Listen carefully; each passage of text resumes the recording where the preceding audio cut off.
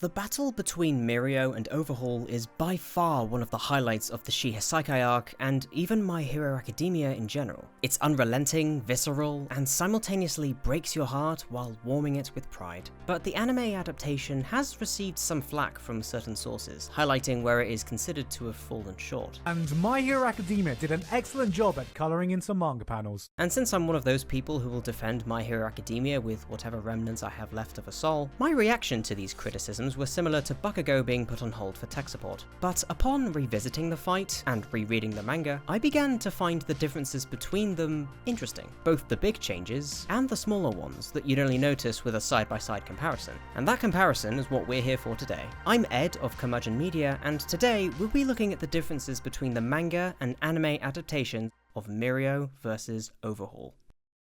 The fight takes place between chapters 150 and 152, Mirio Togata, and Lemillion, whereas the anime condenses it into just one episode, episode 74, Lemillion, and even then only 2/3 of it. Well, I say it starts at 150, but the previous chapter ends with the encounter as a cliffhanger, and even here we come across the most immediate difference between the two, the manga's narration of time. The manga is able to make use of a faceless narrator to give clarity to how much time has passed, whereas the anime has removed this, understandably because it isn't clear who's narrating. Any form of narration we've had so far in the anime has been by Izuku, but it wouldn't make sense to use that here because he wasn't involved in this part of the fight. And there is the possibility the suspense of the encounter would be broken if there was some nameless dip constantly explaining everything to us. Hey, what's this clip of Hunter x Hunter doing here? But there are some knock-on effects of removing it, which we will get to later. Starting on page 1 of chapter 150, the line Chisaki gives about Mirio understanding the situation is different than the shot he says it in the anime, where he says it in a close-up, similar to his final shot in chapter 149. On page 3, the moment Chisaki turns around and Mirio begins his attack, the manga simply has him state "die", whereas the anime uses a full sentence.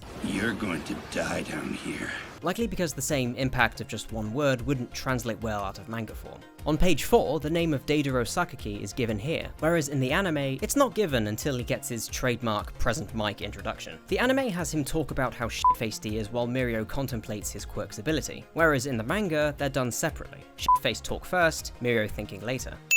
On page 5, Nemoto's name is revealed in a similar way to Deidaro's. Both the manga and anime have Deidaro and Nemoto's little bicker, but it would be at this point in the anime that both their names and their quirks would be revealed, as well as the added notch to Nemoto's quirk that it can reveal truths unknown to the victim, which isn't revealed in the manga until page 8. Nemoto shoots at Mirio while he's talking at the end of page 6, whereas in the anime, he monologues a bit first before shooting him. Page 7 is when Nemoto's quirk is revealed in the manga, as well as details about his backstory as a conman with repeat offenses, which is omitted from the anime.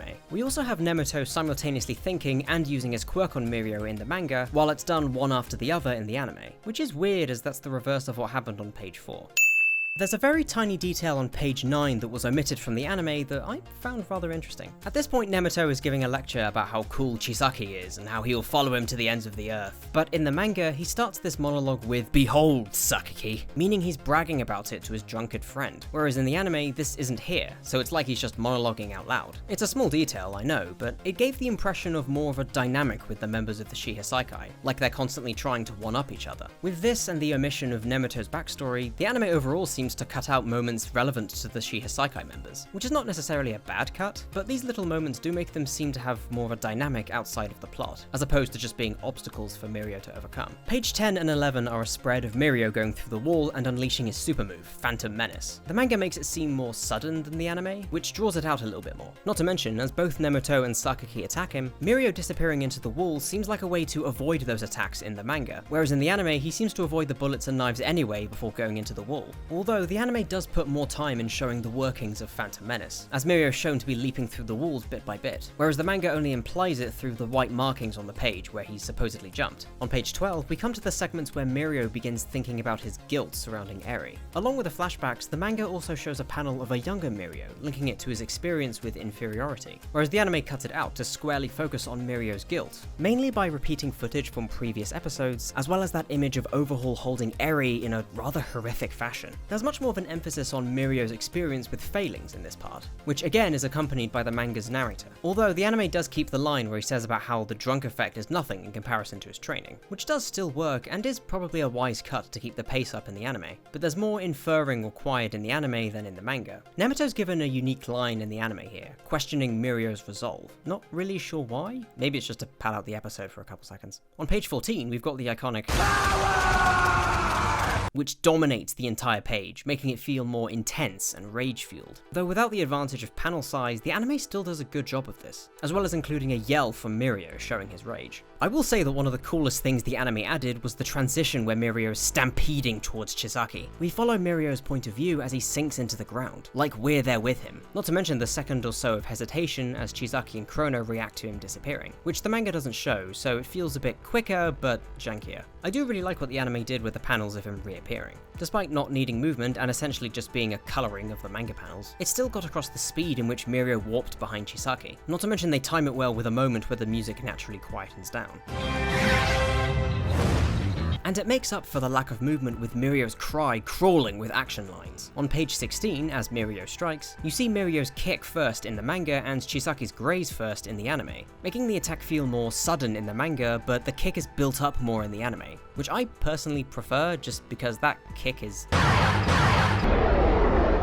The end of the chapter coincides with the ad break of the episode, as Mirio finally catches Eri. The anime included a few seconds of Chisaki recoiling from the attack, almost looking like he's in some haunting trance. And when it zooms in on his eye, he's looking up and out of focus, like he's momentarily stuck in his own sadistic thoughts. While in the manga, it just cuts to his eye looking directly at Mirio. This is a small moment that I appreciate in the anime, as it makes him look a bit more unhinged. Eri begging Mirio not to fight him are much softer whimpers in the anime, but panicked shouting in the manga. When Chisaki reveals that Eri isn't his daughter in the manga, he starts it with the line, "So that's what you were on about," whereas the anime has, "That's the story I told you." And I don't really know why this is. During the first encounter Mirio and Deku have with Chisaki, the anime and the manga are the same, both with Chisaki maintaining the facade that Eri is his disobedient daughter. But in the manga, it looks like he doesn't directly acknowledge he told Mirio the lie to begin with. This could either be a decision on the anime's part, or possibly a mistranslation from the manga. After that reveal, the anime has a split second of Mirio's eye showing his shocked reaction, then into Chisaki's attack, though in the manga it goes straight to the reveal to...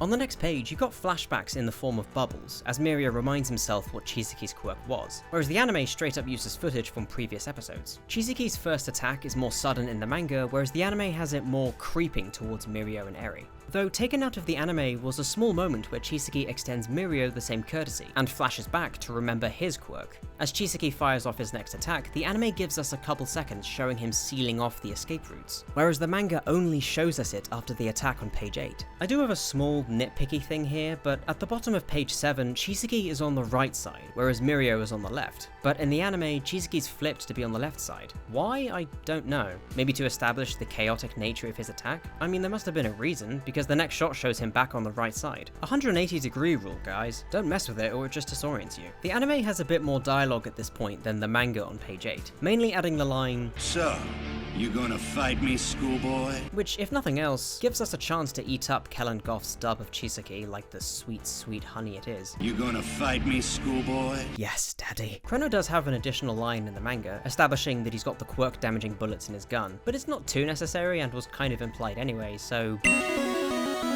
You still got a bit where Chisaki calls Chrono a fool or a blockhead, but the manga shows Chrono appear slightly insulted by it, which the anime doesn't. Again, a tiny bit that's not strictly necessary, but gives the Shihei Saikai more of a dynamic. The manga has more of Mirio's internal thoughts regarding Chrono and more deduction about the bullets, which is trimmed a bit in the anime, as well as changing it from having him thinking while being shot at, to thinking and then being shot at.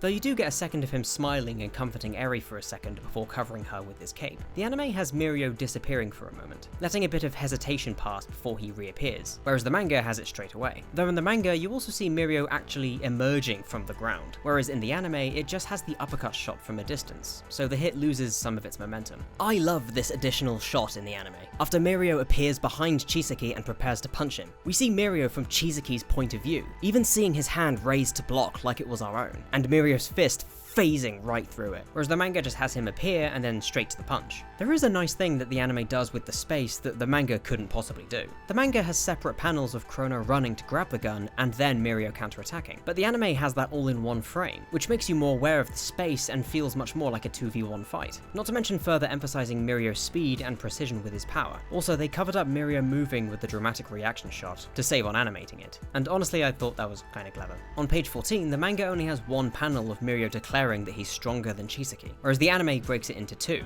emerging, then punching. Again, you've got more of the flashback bubbles in the manga, which is just a straight up flashback in the anime. I know a lot of people complain that the show frequently flashes back to things that happened like a minute ago, and it can definitely be a pace killer, but in the show's defense, this sort of thing does happen in the manga too. As Chisaki falls, the anime has him announcing he's thrown his name away, and then cuts to the flashback, whereas the manga has his announcement intercut halfway through the flashback. I'm not entirely sure why they couldn't do that for the anime. I mean, it's basically what they did for Todoroki. Again, in the familiar anime fashion, the Shihei Saikai members get screwed over, as the anime cuts out the whole of page 17 where Nemoto's crawling and internally monologuing, giving specifics on his injuries and even an insight into his motivations. But who needs that? Just have him pop out of a hole in the wall like a gerbil. The last page of the chapter only has Mirio reacting to Nemoto still being conscious, but the anime adds to that with him thinking that he should have knocked him out. The chapter ends with a brief panel of Eri, with her next to Nemoto gearing up to shoot, foreshadowing the events of the next chapter, which isn't needed in the anime since it's only 3/4 through an episode. And now we get to the heavy hitter, the climax of the fight, the chapter where the smiling, incorruptible Lemillion makes his ultimate sacrifice. And that chapter is chapter 152. The opening pages of the chapter show flashbacks of the bullets Chisaki threw to Nemoto, establishing these ones as the quirk killers. The anime has this flashback at the very start of the episode, approximately 7 minutes before the beginning of the encounter. Once again, the anime trims out poor Nemoto by cutting down his contemplation of how to shoot Mirio given his quirk, which in the manga had much more of an examination of the whole situation, and even a line stating that Nemoto may be the only one of the 8 bullets who knows about the quirk destroying rounds. Again, dynamics. You also get Nemoto's realization of what to do after he thinks about what Mirio previously said about Eri, whereas the manga has that look first and the flashback bubbles on the next page. Page 4 of the manga has that large, haunting panel of the gun barrel being pointed at Eri, whereas in the anime it only has Eri. It's not a major change, and maybe the shot only works in portrait and would be weird in landscape, but damn, that's a haunting panel right there. The manga only has one panel of Mirio reacting and leaping to defend her, whereas the anime splits up his reaction and movement into 2 separate shots. As Mirio rushes towards her, the manga goes into more detail about his thought process, but here it's that unnamed narrator who does it, whereas in the anime it's shorter, but Mirio himself is saying it. The manga also has this one close-up of Mirio's eye, which felt simultaneously like he's determined while accepting his fate. The manga has Mirio reaching her and then the gun being fired, whereas the anime has the gun fire first. It's not a significant change, but I feel the gun firing first really emphasizes the sheer speed in which Mirio leapt in front of her. The anime adds an additional shot of Eri looking at Mirio in horror as his shadow covers her face. On page 7, you've got Mirio proclaiming he won't let anyone hurt Eri anymore while he gives his comforting smile, whereas the anime has the line first and then the smile, which I do think is better as it helps us emotionally brace for impact. Also, for some reason the smile is flipped in the anime, which is odd considering it's from Eri's perspective, and given the direction he leapt from, surely the manga was correct. While the anime has that iconic panel of him getting hit with the bullet first, the manga has the flashbacks of Mirio's upbringing before that panel. The flashbacks on the next page are mostly the same, though the manga also has a shot of him in present time along with them, like they're all simultaneously going through his head. The manga also does the flashbacks chronologically, whereas the shots of Mirio growing up are shown alongside his talk with his dad in the anime. There's also this small panel of what I presume is him being teased by his classmates, as well as the small panel here saying that he was in Class 1B. So I guess Class 1B had some memorable characters after all. But the anime does add a line where Mirio's dad says that he'll support his son's decision to become a hero, as well as this one shot of him running alongside a young cape-wearing Mirio. Good on you, Mirio's unnamed dad. I would laugh if his name was Mario. Though an entire page that was cut from the anime was page 9, where the flashbacks continue seeing Mirio train harder, make friends, join Sir Night-Eye, and even gain a reputation as part of UA's Big 3. You have this nice moment where Nejire and Amajiki compliment Mirio's growth on how far he's come, ending on the line, "So I guess after 17 years, I finally tasted success, huh?"